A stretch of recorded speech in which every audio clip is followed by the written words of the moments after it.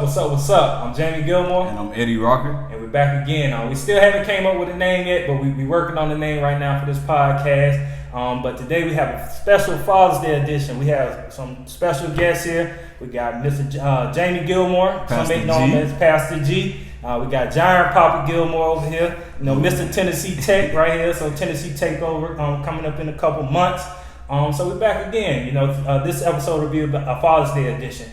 We want to shed light, let you experience see things through our eyes. You know, our relationship with our father. You know, Eddie is also a father as well, so he'll shed some light on a couple things. But we just want to just give another lens, and you know, some people may know us. If you don't, you'll get a better view of our relationship and how our father raised us.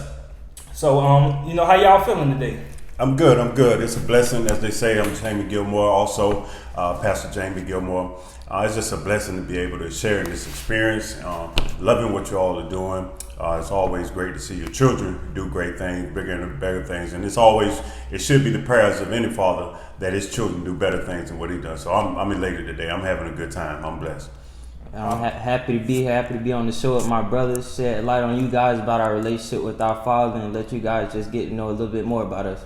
Let's go. So we really not going to waste any time with it, so we're going to get right into it. So for me, you know, I'm going to start off, and I just want to tell you Happy Father's Day. The relationship we have, you know, my dad is my best friend.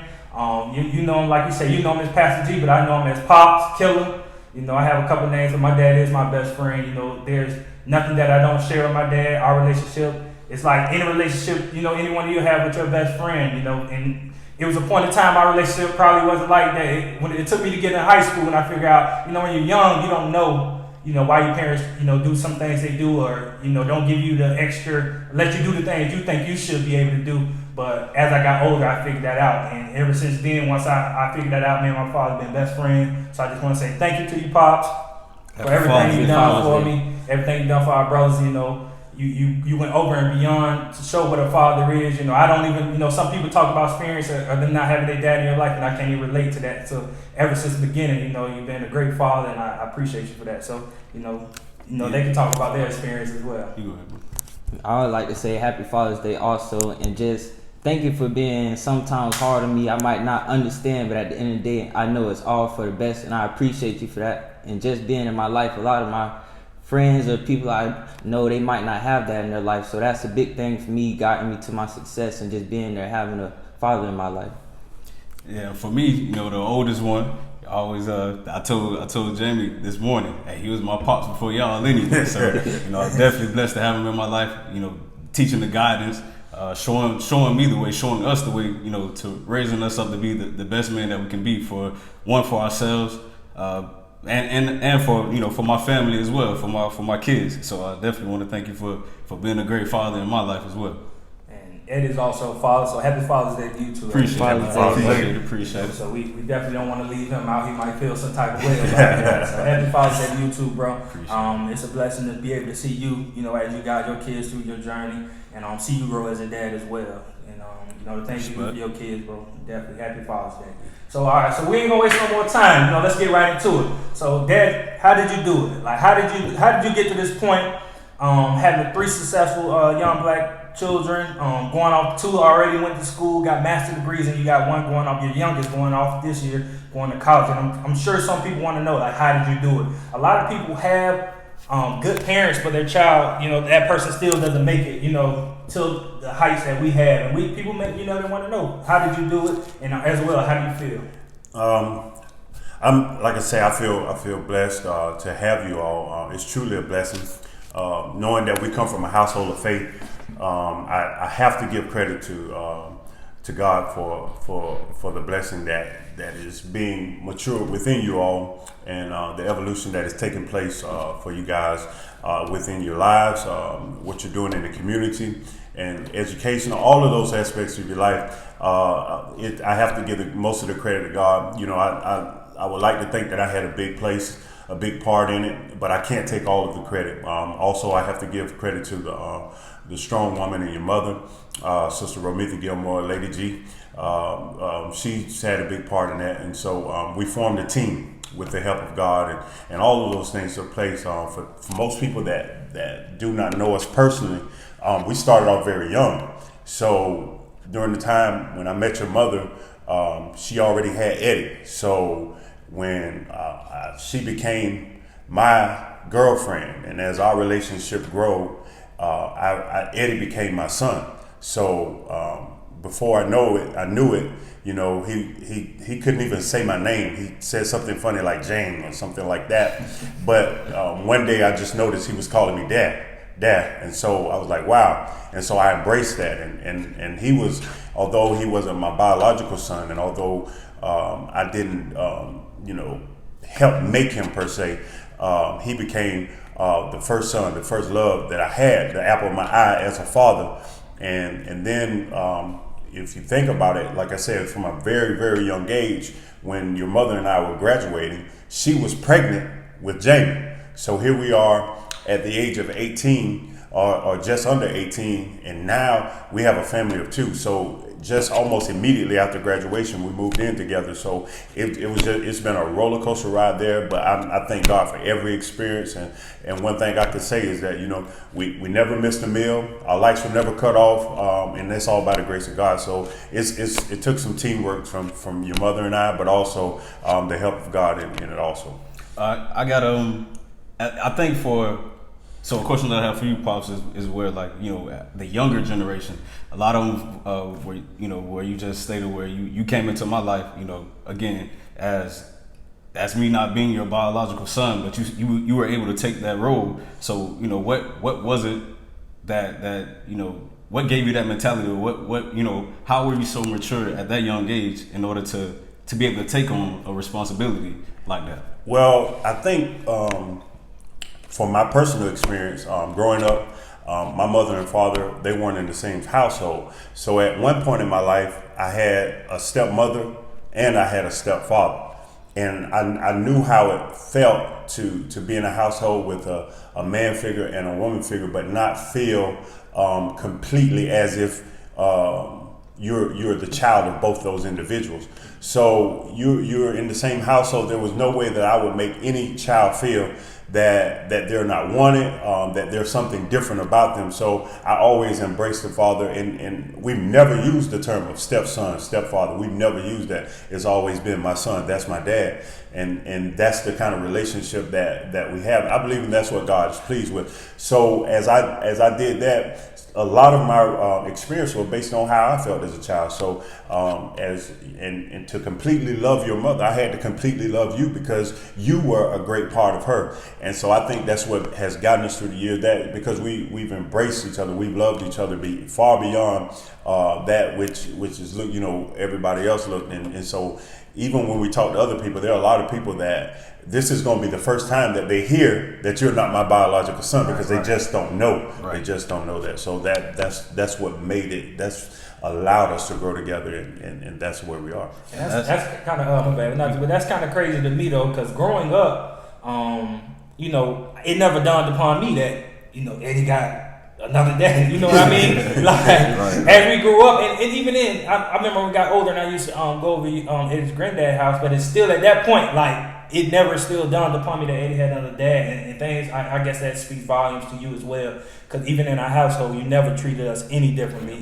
Between me, Eddie, growing up, that was my brother. And I remember one time I told you there was an article in the newspaper, and it was a newspaper coming up, a Star Banner publication, and they referenced Eddie as my stepbrother. It was something half brother. That's what it was, half brother. And that does so deep onto, because it's like half brother. Like, this is my brother. Like, this is all I know. Like, he one of the few people that know me all my life and really know me for who I am. So, things like that just speaks volume to our relationship. So even going into that, so being raised in with a single mother, do you think were there things that you learned through that experience that made you a better father? Oh, definitely.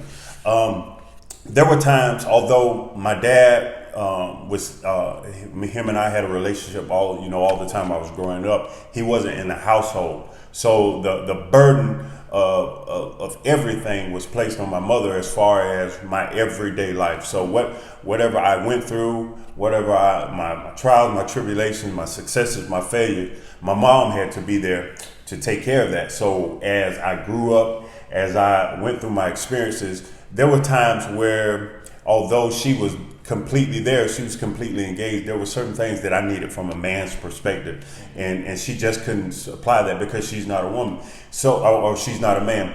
But also, there were times where when I would go to my dad's house or I'm around my brothers, they would get on me because certain things that I would say, it would almost be like it was feminine. So Like what?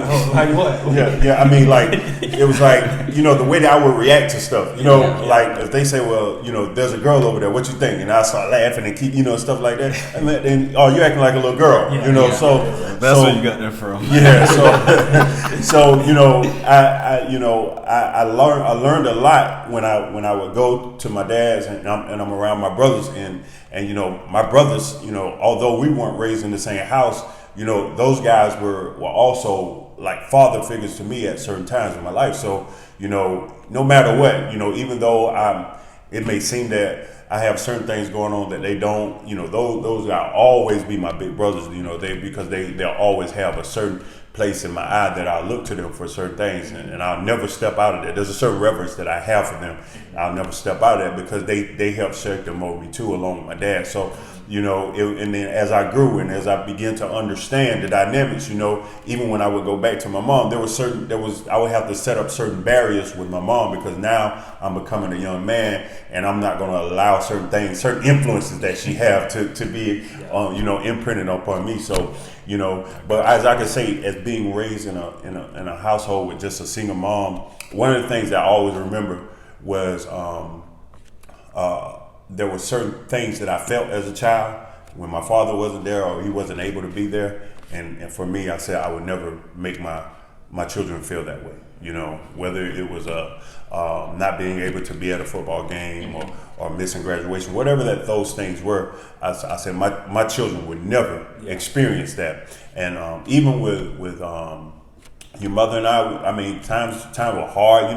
All relationships go through ups and downs. And I love her more than I ever loved anybody. But it's just there were times where I may have felt like giving up, or she may have felt like giving up, but we say, no, I'm going to make this work because I'm not going to allow anyone to have influence or a chance to raise my children. That's just not going to happen.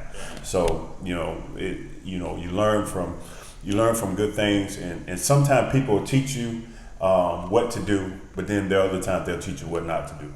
So with off what you just said, as far as the things that you and Mom went through, obviously there were tough times where like it's just life, things happen. But and we're here today as a family to show that with that you taught us to stick through with our family, especially when you love and you care for everybody and you have your your values and everything of that sort. So were there any point in time, I guess in your life, that you felt as though we were disappointed or you let us down? And if so, what was it?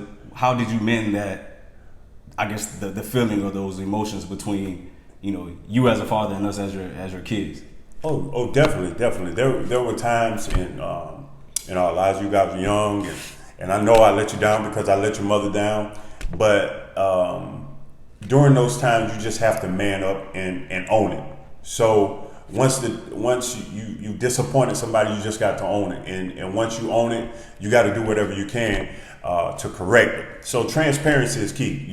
As a family has to be able to know that we're being real, keeping it real. We say it, and so you have to do that with your family, with your children. So even in those times where I know I disappointed your mother, I know I disappointed you all, I still had to keep it real and be as transparent and as truthful as I possibly could, because there are certain things, even as a young man, you may not understand it, but you need to know what's going on. But then when you mature to that place or to that age where you have your own experiences, when you go through your own relationships, then you say, okay, I understand what was going on now. And although my father may have disappointed me at that particular time, now I can understand what he was feeling. Now I can understand what led him to do that. Not saying that it was right, not saying it was wrong, but I understand. So life is just filled with so many lessons. And we just, when we don't make the right decisions, when we take a left when we should have made a right, we have to be accountable to our actions, be transparent, but also be willing to say, hey, I messed up. I shouldn't have done this, but it happened. And I can't take it back. But what I'm going to do is show you that when you make mistakes, when you mess up, you own it and you get it right and you get back on path. And that's big. I mean, of course, because again, that I have kids of my own, and to that point, to your point, is where even though I'm younger, I too make mistakes. But there was, like you just said, there were things that you showed me, you showed us, you taught us to own up to your mistakes and be a man at the end of the day. So that's something that I definitely thought, as you say, as I got older, I matured and I realized, this is what my father was teaching us. This is what you were showing us, or you definitely were showing me at that point in time by me being the oldest and possibly walking into being a father first. Those I have those same attributes or those same values as far as raising my kids and standing on being responsible and handling the business that I should as a man.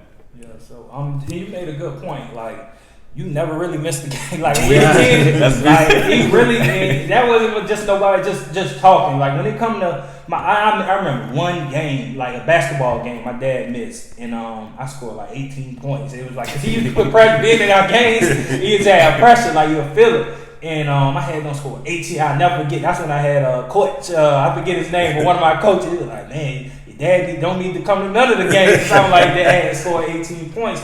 But my dad really, and that goes from all my brothers, my dad, my parents, somebody was going to be there. If it was my mom, my dad, we always had representation, somebody there to be there for us, cheering us on. And, that speaks volume of my parents as well. So with that, I want Pop to get in here a little bit, speak up a little bit. But so I'm going to go into, my dad was all our coach at one period of time.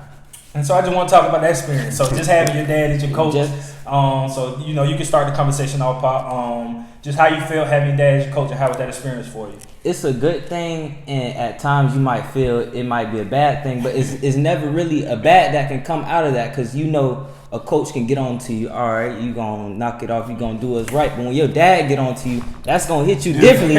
That's gonna strike a different nerve in you. It's gonna bring that dog. It's really gonna bring that dog out of you. So I was always thankful for that. And then he can look my way. I'ma know, I ain't gonna give him the chance to say nothing. So it will always bring the best out of you, I feel. And even sometimes I know certain things can happen in practice or the game. He'll say something, I'll really be thinking about it for weeks and weeks at a time, but it really brought the best out of me. Like, me thinking of that really, as a man, mentally and physically, made me go hard. So I was always thankful for that, Pop.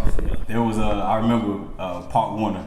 It was conditioning, and Pop's we're going around the track. He made us do don't just run around the track. He made us do the Indian run. So the last person at the back of the line had to come to the front. And I remember, everybody was sluggish, but he wouldn't allow me to be sluggish. I was mad, but at the end of the day, it was still, he was, getting me right, for the things to come that I was gonna eventually see as I got older. And I think that's really because you couldn't lie to your pop. You knew your ability. Yeah. You know what I mean? So it's like you couldn't have behind it. Like, it was no in between. So it's nothing you could get past him, and he knew your full potential of what he could get out of you. And it was kind of hard because it's like you gotta, after he yell at you or whatever it is, you gotta get in the car with him. And you gotta ride home with him. You gotta get in the car with him. And it was just, it's funny though, but just having my dad as my coach, and that shows how much he always wanted to be in our life. Because the only time he really did coach is when he was one of our coaches. I don't think he really ever coached outside being our coach. So that just showed another presence, and I think that was big on him. Because I remember it was times. My dad, I heard that in his own mouth. He didn't want other people coaching his kids or other coaches that he knew he wouldn't want have influence on us. So he would always take that role and be a coach. You know what I mean? Important to other young men. And a lot of people know. I'm pretty sure a lot of y'all watching this. Even when my dad was a coach, there's a lot of young men that look up to my dad in the Ocala community. My dad has an influence on a lot of people. They know Coach Gilmore. Still Coach Gilmore. And they know our family as a whole. And we all, we played. At them times, we didn't really know what that was, but my family always been had our hands out, for the community and looking out for kids coming up. My parents always been leaders, in their own right within our community. So again, Dad, we just want to say, give you congrats, man. Things you do, even for our friends, because it's time people came in our house. our dad, our family feeding everybody, make sure everybody good, let people. And that was one thing too. When we were kids, we used to be trying to get out the house, you know what I mean, and go to somebody else's house. But my parents used to always, why nobody, y'all don't want nobody to come over here. But anytime, if somebody came to my house, they were well taken care of. So that was just big up to you. So just getting back in it. I want to get back like when y'all were young. So when you had, like you spoke early on, you had Eddie, or you and Mom had Eddie, and then it was me. So really, what was your mindset at that time? Was it really like, oh man, like I got to man up, or was it shocking? How was that in that time? I tell people all the time that God must have placed something in me to be a father, to be a family man, because that's all I know. That's what makes me. And I'll always think about. I think in the movie with Jerry Maguire, and it was like a little intimate scene with him and a woman, and then like when they realized that they had something special, they told you complete me, and so being a father completes me. So I take that serious.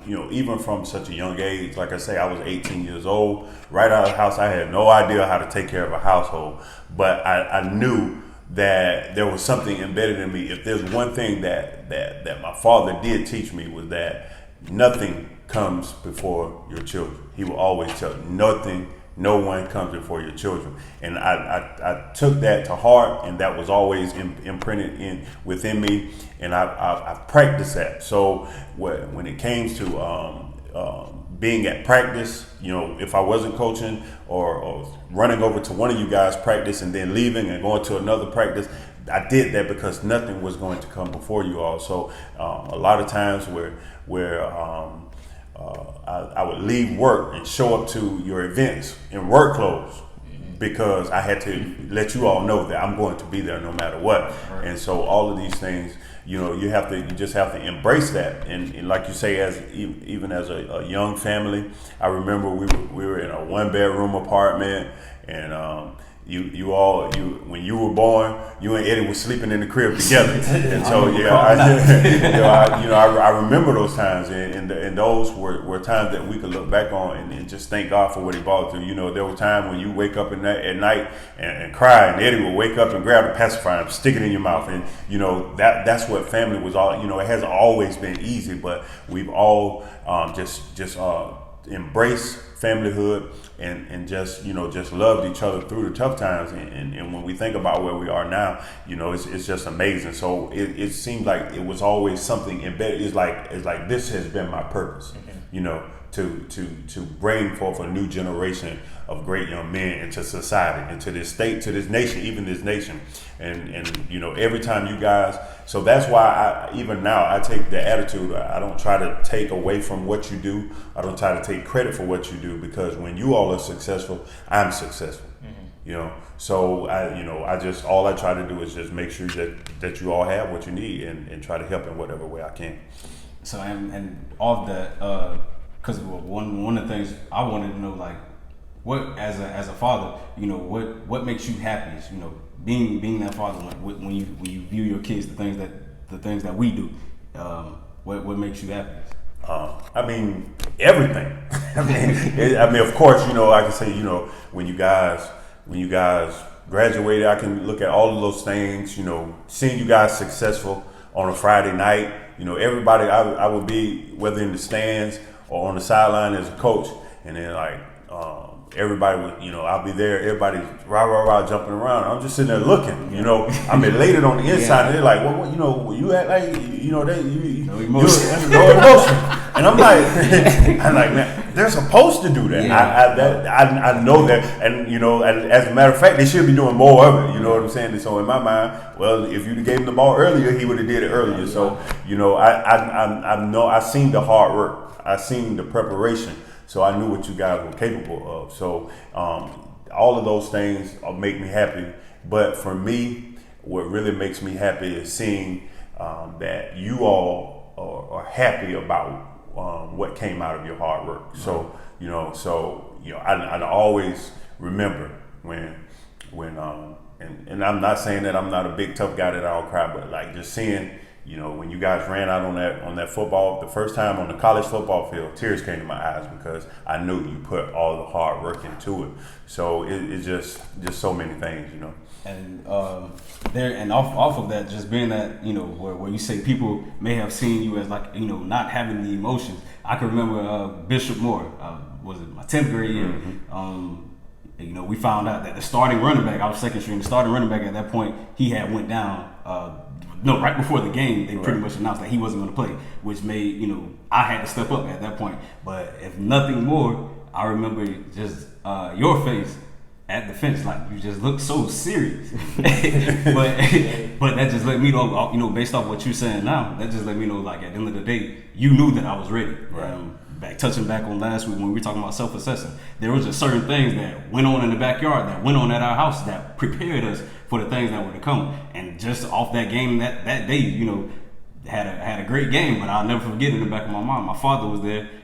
Just as serious as I was, you were ready. Right. You knew I was ready, and you knew that I could do exactly what I did that night. So that's big. Yeah. So let's dig a little bit more into our relationship. So the relationship that we have, how did you and it's between all of us as well? That how was it? Because early on we weren't best friends all our life. You know what I mean? It just came a couple years. So was it a point in time that you knew like, okay, I'm a discipline and I'm gonna instill this into him until he gets to a certain age, and then I'm gonna open up more? Or how did you go about that? Is it a time frame in it, or is it a feeling you just get when it comes to the relationship?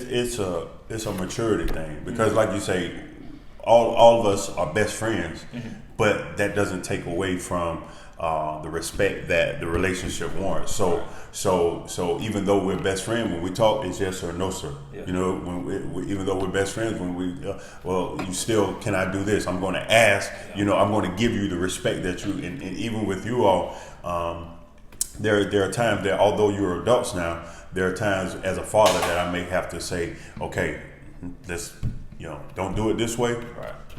But do it this way, But I expect you to listen to what I'm saying. But if you choose a different direction, I understand that you're an adult now. So as you mature as a child, there are certain things that you may have think I was being hard. I was just being a father, and certain things that you're not at a certain age you're not ready for. You're not prepared for. So as a father, I have to shelter you from those things. So even as you're talking about going, you may want to go to certain parties, certain events that your friends are able to go to because that's the way their family is structured. But as your father, I knew that's something that I wanted to keep you. It has always been my goal, my vision to make sure that you all were able to enjoy your childhood, because so many of our young men, their childhood is being taken away from them from an early age simply because of the fact that they're being placed in environments where it could be a relative or someone that's trying to make them grow up fast. And I don't think that's beneficial to any young man, whether black, white, green, or yellow. You should be able to enjoy your childhood. So if that means that I got to crawl down into the sandbox with you and play with the Tonka trucks, that's what we're going to do at that particular time of your life. And so if that, all of these things, I always wanted to make sure that you guys, and then when you got to the place where, okay, it's time to open up, let you see things from a different light. You're growing up now, you're moving from the stage of being a boy, now you're growing into that of being a young man. All right, let's talk about young man things. So, and not only that, I allowed you all to make mistakes. I allowed you all to make your own mistakes, and I was there to help you correct it. So more than others. So we just being a father to any other father, some of these things that I'm saying, that would be my advice. Even though we were, I was in ministry, your mom and I, initially we were in church all the time, but then there came a time where I had to see, I'm gonna let him go. It's a Friday night. We may be going to church or whatever, or Saturday night we may be going to church. I'm gonna let him go and hang out with his friends, or I'll let them stay home this time. We went to church twice today. Second time, if you don't want to go, I'll let you sit home. So these things, I didn't force religion on you, but I taught you all about about Jesus Christ. I taught you all about why we serve Him. I taught you all about the benefits. And then as you grow, the Bible says, train them up in the way that they should go, and when they're old, they won't depart. So then there came a time where you all would call me with certain issues and say, well, I prayed about this, and I read this, and I read that. Okay, the things that your mother and I instilled in you, it stuck. So we're in a good place. So as we came on, so now I don't need to guide, I don't need to lead. And then now you all have had some experiences. Eddie, you've been in Tallahassee, you've been all over with football. You've been in Philadelphia, you've been to Illinois. All of these things, you were bringing back experiences to me. So now, as a man, from one man to another, I can learn from you. Right. You know what I'm saying? So I'm not so big, I'm not so smart that I can't learn from you all. But with the information that you all have gained through your experiences, we can still provide even greater, boundaries or perimeter for Jai. Even greater bank account for him to draw from, and then we can instill all those things into him. So it's an evolution of sorts. Yeah. So even off that, so you all right, and these are the things that by you being by a father being in their child's life, by their son's life, these are the great things, these are the good things that come out of it. So what are some of the consequences you think of fatherless homes? Like what? One of the things that has hurt hurt the community with single parent home, because it's not just an effect within that household. It's basically a chain reaction. So if you take the father out of the household, then you have a different mindset of family structure. So I know that a child can be raised in a single parent home and be successful. But when you start to say that I don't need a father in the home, or I don't need a mother in the home, then you start taking away from the construct. So now you have people who are having children with individuals that they never saw as a father, because they didn't feel that they needed a father in the home. So and I think that if we promote two parents in the home, if we promote that more, then our young people will take the relationships more seriously. So therefore they're thinking in mind, maybe I need to make better decisions socially, so I'm not having a child with somebody that I really can't see myself with in the future. They'll take their time with some of the decisions that they make. And I know history has proven that there have been some great people that have come out of single homes. Mm-hmm. But I think that if we promote having a father and a mother in a home, I think that stability, that structure, because everyone desires structure. I don't care how you say it. Yeah. People desire to have structure, and if we promote that more, I think we'll have better communities, we'll have better cities, we'll have better states, and even a better nation if we promote those things more. Cool. So Eddie, I want to ask you a couple questions though. Mm-hmm. So with Dad and stuff that we learned from Pops, what do you take on with your kids? What is the main thing that you learned from Pops and that how you handle your kids? Same thing. Having a son and having girls is just you still teach them being responsible. Knowing how to carry themselves, and definitely the respect. You have respect for your elders. Yes, ma'am. No, ma'am. Yes, sir. No, sir. Regardless of who it is. So I think a lot of what Pops taught us growing up. I definitely see the way that it shows whenever I speak to the kids, whenever every encounter. Like I just make sure, because we came out very well. So I believe why if it's not broke, don't fix it. So that's just basically how I handle it. But and Jai, for you, so with having how Bob just talked about, you have a big brother, you have something to look up to, or you've seen what people walk the steps that you're walking in. So with having us, how do you think that's helped you through your journey? Being able to have big brothers, that both played collegiate football, and both did the things going down the path that you're going down now. How helpful do you think that was for you? I feel like it's a big help having two big brothers. Oftentimes I might joke around with my friends, tell them like I'm before my time, but I really feel serious in that sometimes, because I have two big brothers that love me so much. So it's basically like I know what y'all stories are, that I've lived it before. So it's like I have a third chance of what to do right, what not to do, and stuff like that. And that's just how I feel on it. So, you get two different sides of it. You know, Yeah. you have me, the oldest with the kids, so you see and hear all the things of, you know, or you see the things that you should do. Yeah. You know what I'm saying, as a father. On the other side of that coin, you have another older brother that doesn't have kids, and he'll tell you wait to have kids, you know, so you can live your life and do those things. So how does that play a major role as well? Having two different perspectives. Yeah, because I also see that it might not be ideal to have kids early, but don't judge that person because they have kids early. They still can be a good person at the end of the day. And some people, that might just be what they desire. Sometimes, you know, they might want to have kids early, so it's not that much of a bad thing. Just at the end of the day, respect the person, respect their story, and don't judge a book by its cover, pretty much. So Cooksville, Tennessee, big dog. What's up, man? We got, you know, about the college ball. You know, you've been waiting on this all your life. So, you know, just talk about your experience. You know, if you don't know, Jyron played at North Marion High School. What year did y'all go to state? 2018. 2018, they went to the state championship. They unfortunately didn't win, but they reached heights that no one has reached at North Marion High School. You know, there were teams that were better than them, but they still didn't reach that, you know, that pinnacle that they did. So, you know, just talk about your high school experience and talk about, you know, what you're more excited about is going to college and what you're looking forward to with your college career, your collegiate career. My college career, I'm really just looking at having fun, doing what I love doing, making plays, of course. I mean, just playing ball, really. I mean, take what comes with it. I just love football. I know I always wanted to play football at the college level, so that's fun for me. And I'm really just looking to take one step at a time and trust the process, really.